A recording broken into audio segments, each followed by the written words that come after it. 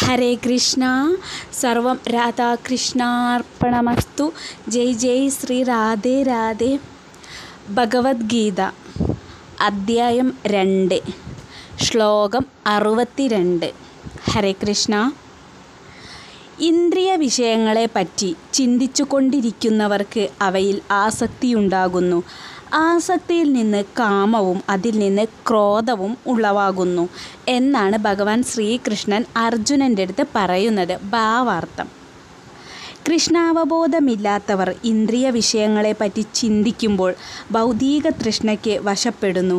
ഇന്ദ്രിയങ്ങൾക്ക് ഏതെങ്കിലും ഒന്നിൽ പ്രവർത്തിച്ചു കൊണ്ടിരിക്കണം.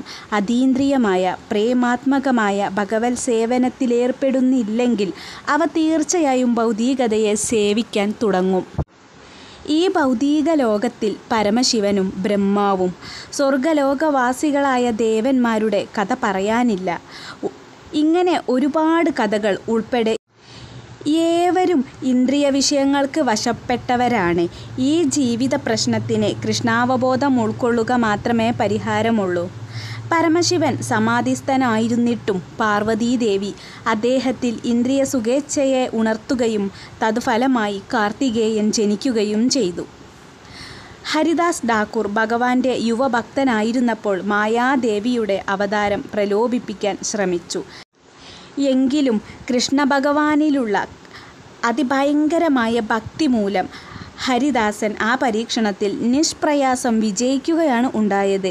യമുനാചാര്യൻ്റെ മുമ്പ് ഉദ്ധരിച്ച പദ്യത്തിൽ പ്രതിപാദിച്ചിട്ടുള്ളതുപോലെ ആത്മാർത്ഥതയുള്ള ഒരു ഭക്തൻ ഭഗവത് സമ്പർക്കത്തിലുണ്ടാകുന്ന ആത്മീയ ആനന്ദം ആസ്വദിക്കുന്നതിനാൽ എല്ലാ ഭൗതിക സുഖങ്ങളെയും അവഗണിക്കുന്നു. അതത്രേ ഭക്തൻ്റെ വിജയരഹസ്യം. അതിനാൽ കൃഷ്ണാവബോധമുദിക്കാത്ത ഒരാൾ ഇന്ദ്രിയങ്ങളെ കൃത്രിമമായി നിരോധിക്കാൻ കരുത്തുറ്റവനായാലും ശരി, തോൽവിയടയുകയേ ഉള്ളൂ.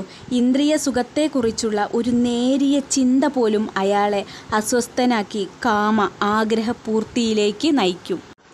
ശ്ലോകം 63.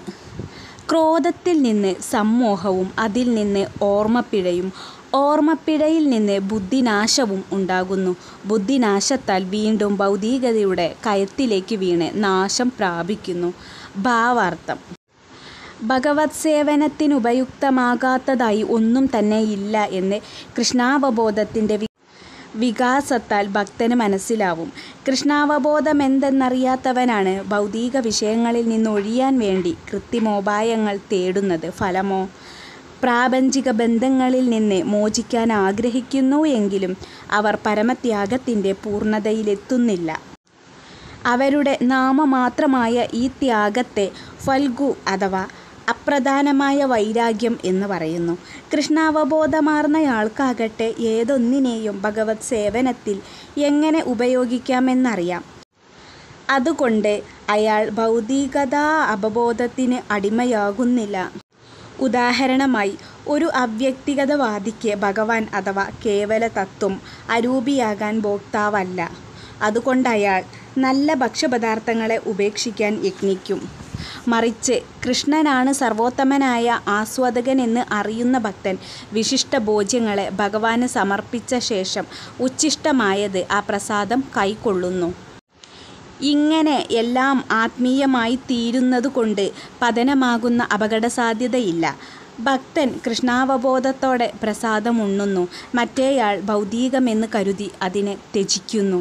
അങ്ങനെ അവ്യക്തിഗതവാദിക്ക് ഈശ്വരന് രൂപമില്ലെന്ന് കരുതുന്നവർക്ക് കൃത്രിമമായ പരിത്യാഗം കൊണ്ട് ജീവിതം ആസ്വദിക്കാൻ കഴിയാതെ വരുന്നു. അതുകൊണ്ട് ചെറിയൊരു മനോവിക്ഷോഭം മതി അയാളെ വീണ്ടും ഭൗതിക ജീവിതത്തിലേക്ക് കയത്തിലേക്ക് തള്ളിയിടാൻ.